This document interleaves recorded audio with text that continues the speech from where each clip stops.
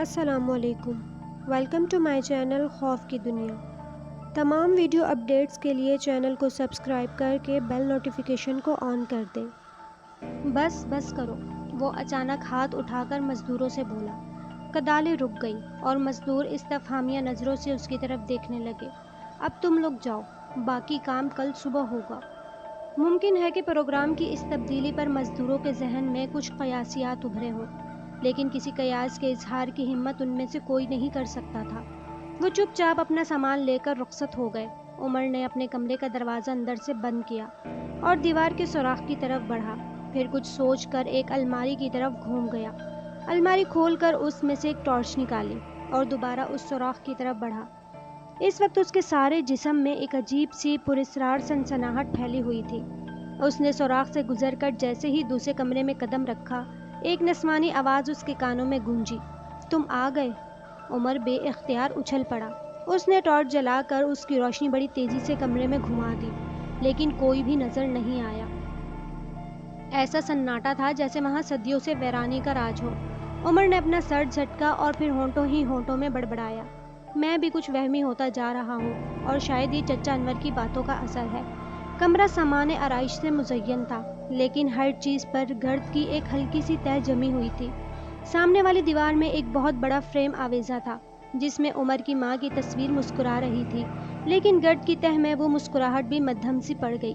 عمر کے جسم میں پھیلی ہوئی سنسناہٹ میں خاصا اضافہ ہو چکا تھا۔ اچانک اس کے قدم بے اختیار گوشے کی طرف اٹھنے لگے، جہاں ایک آبنوسی میز پر ایک منقش صندوقچہ رکھا ہوا تھا۔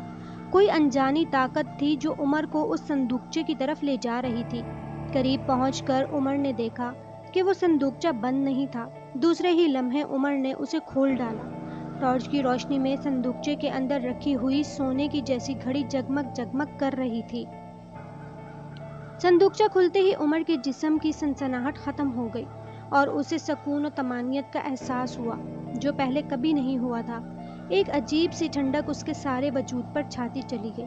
پھر اچانک ہی اسے ایک ایسی بات کا احساس ہوا کہ وہ دم بخود رہ گیا۔ جیسے گھڑی سے ٹک ٹک ٹک ٹک کی مدھم سی آواز آ رہی تھی۔ یہ کیسے ممکن ہے؟ عمر کے ذہن میں سوال ابھرا۔ کمرہ تو سال ہر سال سے بند تھا، ظاہر ہے کہ یہ گھڑی بھی اسی وقت سے صندوقچے میں بند ہوگی۔ پھر یہ اب تک کیسے چل رہی ہے؟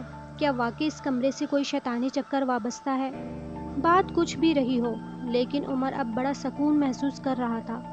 جب وہ سونے کے لیے بستر پر لیٹا تو اس نے وہ پراسرار گھڑی اپنے تکیے کے نیچے رکھ دی۔ گھڑی کی ٹک ٹک بدستور جاری تھی اور عمر کو یوں محسوس ہو رہا تھا جیسے گھڑی کی وہ دھیمی سی آواز ہی اس کے اعصاب کو سکون پہنچا رہی ہو۔ جلد ہی اسے نیند آ گئی۔ بڑی گہری اور پرسکون نیند تھی، لیکن رات کے کسی حصے میں اس نے ایک خوفناک خواب دیکھا۔ اسے ایک استخوانی ہاتھ نظر آیا، صرف ہاتھ، کسی انسانی ڈھانچے کا ہاتھ جس کی انگلیوں میں ایک پھول دبا ہوا تھا۔ ایسے پھول عمر کی نظروں سے گزرے تو تھے، مگر وہ ان کا نام نہیں جانتا تھا۔ ہاتھ عمر کے چہرے کی طرف بڑھا۔ عمر کو ایسا لگا جیسے وہ انگلیاں اس کا گلا دبا دینا چاہتی ہوں۔ قریب تھا کہ خوف سے اس کی چیخ نکل جاتی، مگر اس سے پہلے ہی اس کی آنکھ کھل گئی۔ وہ گھبرا کر اٹھ بیٹھا اور آنکھیں پھاڑ پھاڑ کر چاروں طرف دیکھنے لگا۔ کمرے میں 0 واٹ کے نیلے بلب کی مدھم مدھم روشنی پھیلی ہوئی تھی۔ یقیناً وہ خواب ہی تھا، عمر نے سوچا اور اطمینان کی سانس لی۔ پھر وہ لیٹنا ہی چاہتا تھا کہ اس کی نظریں اپنے تکیے پر پڑی اور اسے اپنی سانس رکتی ہوئی محسوس ہوئی۔ خواب میں نظر آنے والا پھول اب اس کے تکیے پر موجود تھا۔ عمر چند لمحے تو پھٹی پھٹی آنکھوں سے اس پھول کی طرف دیکھتا رہا اور پھر اس کا کانپتا ہوا ہاتھ پھول کی طرف بڑھا۔ اس نے پھول اٹھا کر اس طرح پھینکا جیسے وہ کوئی بچھو ہو۔ وہ پراسرار پھول اس کے ہاتھ سے نکل کر وارڈروب کی طرف جاتا نظر آیا، لیکن فرش پر گرنے سے پہلے ہی وہ اس طرح غائب ہو گیا جیسے کوئی غیر مرئی ہاتھ اسے اچک کر لے گیا ہو۔ عمر آنکھیں پھاڑ پھاڑ کر فرش کی طرف دیکھ رہا تھا، لیکن پھول تو کجا اس کی ایک پتی بھی نظر نہیں آ رہی تھی۔ عمر کا سارا جسم پسینے میں ڈوب گیا اور دل کی دھڑکنیں بے قابو ہو گئی۔ تکیے کے نیچے سے گھڑی کی ٹک ٹک برابر سنائی دے رہی تھی۔ جیسے ہی عمر کا دھیان اس آواز کی طرف ہوا، اس کے اعصاب پرسکون ہوتے چلے گئے۔ اگلے دن مزدوروں نے مزید دیوار توڑ کر اس میں دروازہ لگا دیا۔ اب صرف رنگ و روغن ہونا باقی تھا اور اس کام کے لیے دوسرے مزدور بلائے جانے تھے۔ چچا انور کو جب اس کی اطلاع ملی تو وہ دروازہ دیکھنے گئے، لیکن دروازہ دیکھنے کا تو صرف بہانہ تھا۔ وہ دراصل عمر کو دیکھنے گئے تھے، اور یہ دیکھ کر انہیں اپنا دل سینے میں بیٹھتا ہوا سا لگا کہ عمر کے چہرے کی رنگت اڑی اڑی سی تھی اور آنکھوں میں کسی انجانے خوف کے سائے ناچ رہے تھے۔ بیٹے، چچا انور بھررائی ہوئی آواز میں بولے، بہتر ہوتا کہ تم اس دروازے کو بند کروا دیتے۔ اب بیکار ہے، عمر کے منہ سے بے ساختہ نکلا۔ کیا مطلب؟ چچا انور چونک پڑے۔ عمر نے اپنے جواب پر خود ہی سٹ پٹا گیا تھا، لیکن اس نے بات بنانے کی کوشش کی۔ میرا مطلب ہے اب تو دروازہ بھی لگ گیا ہے، اور پھر یہ کہ ابھی تک میری عقل آپ کی باتوں کو تسلیم نہیں کر سکی۔ چچا انور نے بڑے غور سے اس کی طرف دیکھا۔ عمر کو ان سے نظریں چراتے ہی پڑی، اور پھر عجیب و غریب واقعات کا ایک سلسلہ چل پڑا، پراسرار اور خوفناک واقعات، اور ان واقعات کا محور صرف عمر ہی کی ذات تھی۔ اس کی راتوں کی نیندیں حرام ہو گئی، نت نئے خوفناک خواب نظر آتے اور اس کی آنکھ کھل جاتی۔ ان خوفناک خوابوں میں کبھی کبھی ایک خوبصورت عورت کا وجود بھی شامل ہو جاتا تھا، اور بیداری کے عالم میں عمر نے یہ بات اکثر سوچی تھی کہ اتنی خوبصورت عورت اس نے اپنی زندگی میں کبھی نہیں دیکھی تھی۔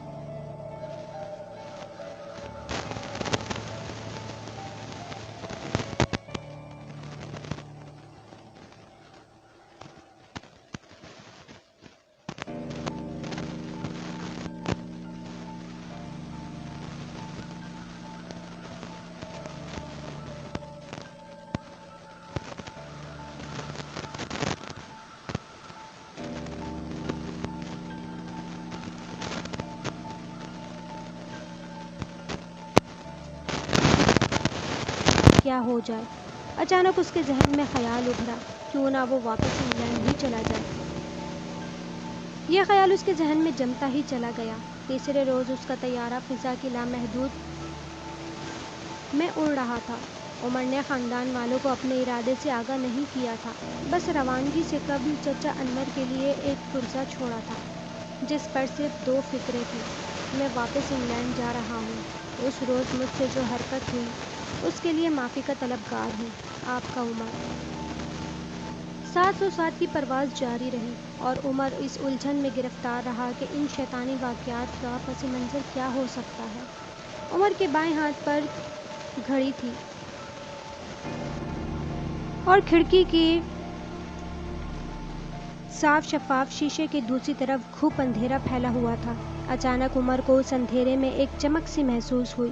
اس نے چونک کر اس طرف دیکھا، اور پھر اس کی ریڑھ کی ہڈی میں سنسنی سی پھیلتی چلی گئی جب اسے تاریک فضا میں وہی خوبصورت نسوانی چہرہ نظر آیا جو خواب میں دکھائی دیا تھا۔ اس کے ہونٹوں پر ملکوتی مسکراہٹ رقص کر رہی تھی، اور پورا چہرہ روشنی سے ڈھلا ہوا محسوس ہو رہا تھا۔ وہ چہرہ عمر کو چند لمحوں کے لیے نظر آیا اور پھر اندھیرے میں غائب ہو گیا۔ اوہ میرے خدا، اب بھی میرا پیچھا نہیں چھوٹا، عمر بڑبڑایا۔ جی؟ عمر کے برابر بیٹھے ہوئے آدمی نے چونک کر اس کی طرف دیکھا۔ اب عمر بھی چونکا اور سنبھلنے کی کوشش کرتا ہوا بولا، معاف کیجیے گا، مجھے کچھ یاد آ گیا تھا۔ اجنبی ہمسفر نے لاپرواہی کے انداز میں شانے جھٹکے اور دوسری طرف دیکھنے لگا۔ عمر کو اب گھبراہٹ سی ہونے لگی تھی۔ اس نے ایئر ہوسٹس سے لیمن اسکواش مانگا۔ وہ جلد ہی اس کے لیے گلاس لے آئی اور مسکراتی ہوئی بولی، کیا آپ متلی محسوس کر رہے ہیں؟ نہیں، بس کچھ گھبراہٹ سی ہو رہی تھی، عمر نے جواب دیا اور پھر پوچھا، اس وقت ہمارا طیارہ کہاں ہے؟ ہم اس وقت کوہ البا کو عبور کر رہے ہیں۔ ایئر ہوسٹس کا جملہ پورا ہوتے ہی ایک خوفناک دھماکہ ہوا۔ عمر کو ایسا لگا جیسے طیارے کے پرزے پرزے ہو گئے ہوں اور اس کے ساتھ ہی خود اس کا جسم بھی ہو کر فضا میں بکھر گیا ہو۔ آہستہ آہستہ عمر کے حواس بیدار ہونے لگے۔ ذہن پر دھندلکا سا چھایا ہوا تھا اور اس دھندلکے میں طیارے کی تباہی کا منظر بھی دکھائی دیا تھا۔ ایک ہولناک دھماکہ، بے شمار ٹوٹے اور طیارے کے بے شمار ٹکڑے جو تیزی سے زمین کی طرف جا رہے تھے۔ ان ٹکڑوں میں انسانی جسموں کے ٹکڑے بھی ضرور ہوں گے۔ جب حواس پوری طرح بحال ہوئے تو عمر ہڑبڑا کر اٹھ بیٹھا اور اس کے نیچے سخت کھردری زمین تھی۔ سر پر کھلا آسمان، دائیں بائیں اونچی نیچی چٹانیں بکھری ہوئی تھیں۔ عمر کو یاد آیا کہ اس کا طیارہ ایک ہولناک دھماکے کے ساتھ پھٹ گیا تھا۔ شاید کوہ البا کی کوئی بلند چوٹی اس کی راہ میں حائل ہو گئی تھی۔ عمر نے بوکھلائے ہوئے انداز میں اپنا سارا جسم ٹٹول ڈالا، لیکن کوئی زخم تو زخم، معمولی سی تکلیف بھی جسم کے کسی حصے میں شامل نہیں تھی، اور یہ ایک حیرت انگیز امر تھا، ناقابل یقین۔ اس حادثے میں طیارے کے کسی مسافر کا زندہ بچ جانا ناممکن تھا، بجائے کا اس طرح بچ جانا کہ جسم پر معمولی سی خراش تک نہ آئے۔ یہ تو اسی صورت ممکن تھا کہ کسی پراسرار قوت کے غیر مرئی ہاتھ اسے فضا ہی میں سنبھال لیتے اور پھر نیچے لا کر آہستگی سے زمین پر لٹا دیتے۔ عمر آنکھیں پھاڑ پھاڑ کر چاروں طرف دیکھنے لگا، مگر اسے کچھ نظر نہ آیا۔ گھور تاریکی ہر طرف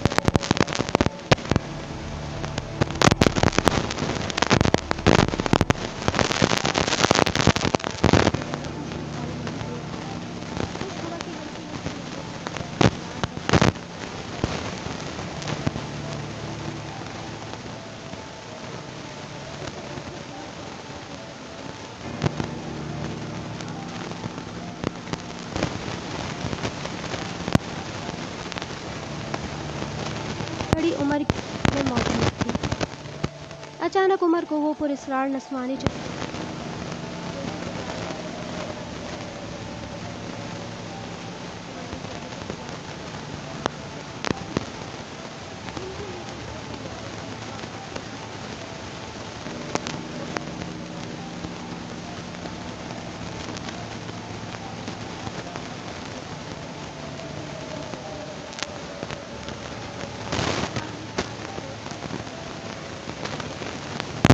اور بھی ہو سکتا تھا۔ اب عمر کے لیے سب سے پریشان کن چیز اس کا اپنا مستقبل تھی۔ وہ نہیں کہہ سکتا تھا کہ اس کا انجام کیا ہوگا۔ اسے نہیں معلوم کہ وہ شہری آبادی سے کتنی دور ہے۔ 25-50 میل کی بات ہوتی تو سوچا جا سکتا تھا کہ وہ مر کھپ کر کسی نہ کسی طرح یہ فاصلہ طے کر لے گا، لیکن اس سے زیادہ فاصلہ تھا تو بھی کوئی بات بھی یقین سے نہیں کہی جا سکتی تھی۔ اگر خورد و نوش کا سامان ساتھ ہو تو زیادہ فاصلہ بھی پیدل چل کر طے کیا جا سکتا تھا، لیکن عمر کے پاس صرف وہی چیزیں تھیں جو ٹیبل میں رکھی پرس، رومال اور سوٹ کیسوں کی چابیاں، یہی سب کچھ عمر کے پاس۔ عمر ایک ہاسپٹل میں اگر کوئی اور ہوتا تو شاید اپنی بے بسی پر رو پڑتا، لیکن عمر بھرپور امنگوں کے ساتھ اپنے مستقبل کے بارے میں سوچ رہا تھا۔ اس نے سگریٹ نکال کر جلائی اور ہلکے ہلکے کش لیتا ہوا ارد گرد نظریں دوڑاتا رہا۔ وہ سوچ رہا تھا کہ اگر کسی طرح طیارے کے ملبے تک پہنچ جائے تو زندہ بچ جانے کا امکان روشن ہو سکتے ہیں۔ ظاہر ہے کہ طیارے کی گمشدگی کا پتہ چلنے پر اس کی تلاش ضرور کی جاتی اور پتہ چل جانے پر امدادی پارٹیوں کو وہاں بھیجا جاتا۔ طیارے کا ملبہ زیادہ سے زیادہ 1 میل کے دائرے میں ہونا چاہیے، عمر نے بڑے حتمی انداز میں سوچا، اور یہ بھی یقین کر لیا کہ وہ ملبے تک پہنچنے میں کامیاب ہو جائے گا۔ زیادہ سے زیادہ یہ ہو سکتا ہے کہ رات کی تاریکی اس کی راہ میں رکاوٹ بن جائے، مگر دن کی روشنی میں وہ لازمی طور پر اپنی منزل تک پہنچ جاتا۔ اس نے سگریٹ کا آخری کش لے کر اسے فضا میں اچھال دیا۔ سگریٹ جس طرف گری وہ اسی طرف چل پڑا۔ اسے بڑی احتیاط سے قدم اٹھانا پڑ رہے تھے، کیونکہ اندھیرے کی وجہ سے کوئی کھڈیا درار نظر نہیں آ سکتی تھی۔ اچانک اسے کچھ فاصلے پر مدھم سی روشنی دکھائی دی۔ وہ چونک پڑا، اور ساتھ ہی ایک ایسا خیال بھی ذہن میں آیا کہ اس کے جسم میں مسرت کی لہر دوڑ گئی۔